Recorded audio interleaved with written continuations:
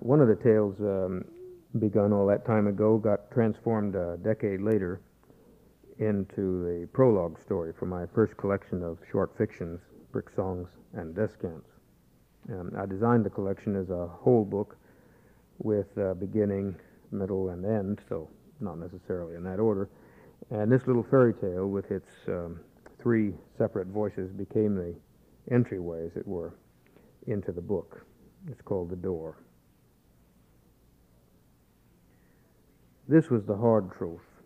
To be Jack, become the giant, his own mansions routed by the child he was. Yes, he'd spilled his beans and climbed his own green stalk and tipped old Humpty over, only to learn now, much later, that that was probably the way the old man, in his wisdom, had wanted it. He swung, chanting to himself to keep his stroke steady, and he dropped those tall, hard trees, but he was all too aware of what he was really doing, of what was happening up there, or about to, and how the ogre in him wouldn't drop away and leave her free. And look, he was picking on the young trees today, too. He caught himself at that. My God, was it envy? Was that all it was? Feeling sorry, old man, that all that joy and terror is over for you, never to rise again? Hell no. But no, it wasn't jealousy. She was his own blood after all, and just a child.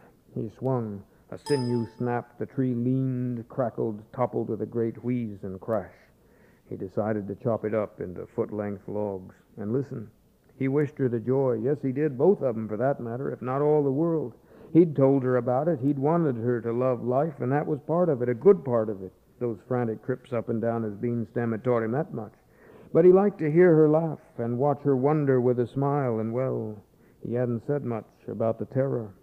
He saw the tree had held a nest. Its pale, speckled eggs lay scattered, all broken but one. He stared at the unbroken egg. He removed his hat, wiped the sweat from the back of his neck, but what could he do about it? Nothing. And so he was afraid, for her, for himself, because he'd given her her view of the world in fragments, of course, not really thinking it all out, she listening, he telling, and because of her gaiety and his love, his cowardly, lonely love, he'd left out the terror. He'd smelled the blood all right, but he'd called it essence. Then when she encountered it, found herself alone and besieged, what then? He'd be part of it. That's what feared and hated. And he'd thought the old giant had lived in heaven. The poor bastard. He swung furiously at the felled tree, his whole body vibrating from the shock of the blows, enraged at life that it should so resist. People agony, love, hanging on, a goddamn mess.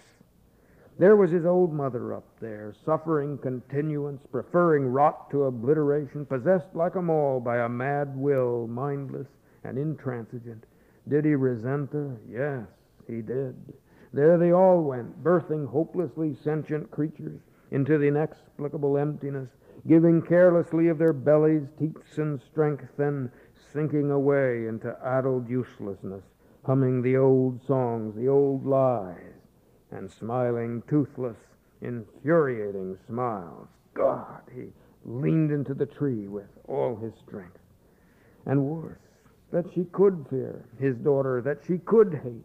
He'd willingly die to save her from death, live with all the terror, if he could but free her from it. But no, he thought, remembering the world's dead and all their forgotten itches, you can't get out of it that easy, old buddy. Only kings could sleep and rise again, and all the kings were gone.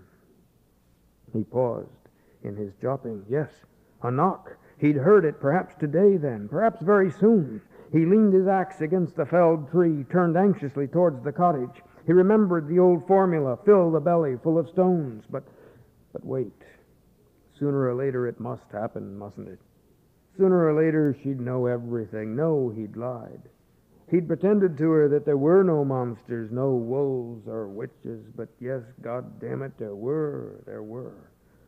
And in fact, one of them got a hold of him right now, made him grab up his axe, dig ceremonially at his crotch, and return to his labors, and with a weird, perverse insistence, made him laugh. So bless me, I'm ruminating on the old times when virtue was its own so-called reward and acquired a well-bejeweled stud in the bargain, propped up there in the stale limp sheets once a scene of so much blood and beauty. Like I say, propped up and dying away there in my old four-poster, which on gamier days might seem a handsome, well-laid challenge to an old doxy, but which this bad day threatens to throw up walls between the posts and box me in, God help. And I'm wondering, where's my goodies? Will I make it to the end? Where's the darn kid? And to while the awful time, working up a little tuneful reminiscence or two, not so much of the old obscenities suffered, but rather of the old wild dreams of what in some other kind of world I might have had. Yes, me, with my wishful way of necking ducks and kissing toads and lizards. Oh, I know why she's late. You warn her and it does no good. I know who's got her giddy ear with his old deaf cunt and prick songs. Haven't I heard 'em all, my God, and smelt his hot breath in the singing? Yes, I know him. Can see him now, licking his hairy black chops and composing his polyphonies out of dread and appetite, whispering his eclogues sprung from disaster, crooning his sackroll entertainments. Yes, I know him well, and I tell her. But Granny, she says, Granny, you don't understand. The times are different. There's a whole new... Don't understand? Whose nose does she think she's twisting, a little cow? Bit of new fuzz on her pubes and juicing the little bubbies, and off she prances into that world of hers what ain't got forests nor prodigies, a dippy smile on her face and her skirts up round her ears. Well, I'll give her a mystery today, I will, if I'm not too late already. And so what if I am? Shoot. Let her go tippy-toeing through the flux and tedium and trip on her drop drawers a few times. See if she don't come running back to old Granny, God preserve me, whistling a different tune. Don't understand. Ha! For ain't I the old beauty who married the beast? Yes. Knew all the old legends, I did, and give my heart to 'em. Who wouldn't have heard 'em? Ain't there something wrong with beauty, Papa? My sisters would ask. Ain't she a little odd chasing about after toads and crows and stinky old creatures? But I had a dream, and Papa maybe was uneasy about it, but he was nothing if not orthodox, and so had to respect it and even blessed my marriage when I found me a beast. Only my beast never become a prince. But Granny, it's a new generation. Huh? Child, I give you generations without number, transient as clouds and fertile as field mice. Don't speak to me of the revelations of rebirthers and genitomancers. Sing me no lumpen ballads of deodorized earths cleansed of the stink of enigma and revulsion, for I have mated with the monster, my love, and listened to him lap clean his lolly after. And a basket of goodies. Is that you on the path, my dear? Hurry, for my need is great, and my wisdom overflows, and your own time is hard by.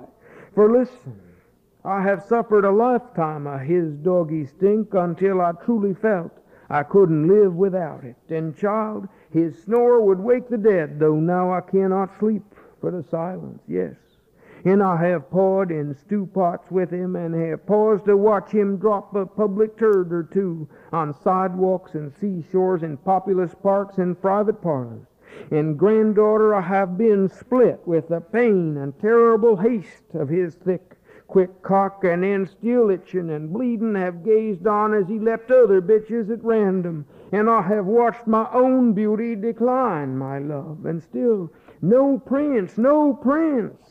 And yet you doubt that I understand, and loved him, my child, loved the damn beast after all.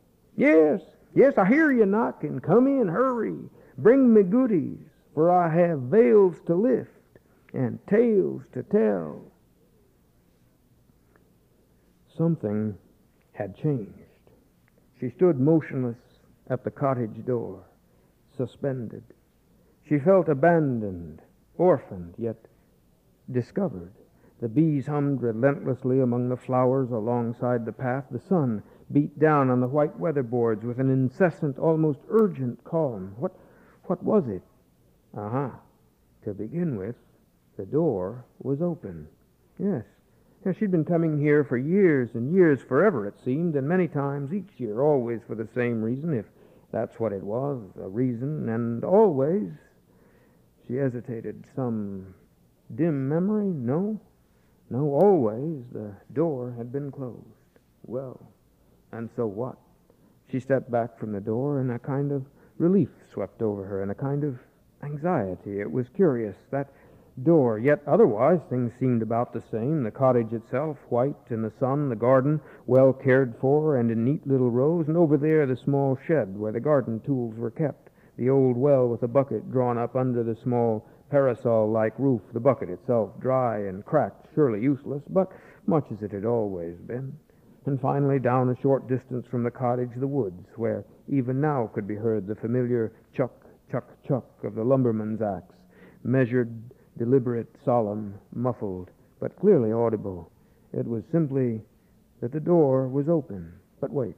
She frowned, clutched her basket to her side, glanced around. The sun, like just the sun. Wasn't it somehow hotter today, brighter? Didn't it seem stuck up there, brought to a strange, deadly standstill? And the cottage, didn't the cottage have a harder edge, the vines, a subtler grip on the weatherboards, and wasn't the air somehow full of spiders? She trembled. The old well seemed suddenly to hide some other well, the garden to speak of a stranger, unimagined garden.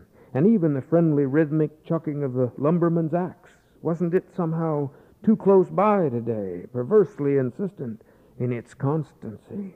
Old stories welled in her like a summation of an old woman's witless terrors, fierce, sinuous images with flashing teeth and terrible eyes, phantoms springing from the sun's night tunnels to devour her childhood. In fright, she reached impulsively for the doorknob, glittering brassily in the sun's glare.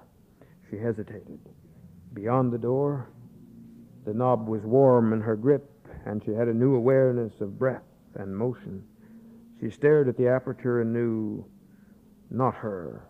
No, that much was obvious. An age had passed. That much the door ajar had told her. She listened to the lumberman's steady axe stroke. The woods. Yes, an encounter. She smiled to recall it, to remember his deference, surprised by it then, but no longer. An encounter and an emergence. And so she had known all along. And knowing she'd known somehow eased her anguish. She smiled faintly at the mockery of the basket she clutched. Well, it would be a big production, that was already apparent.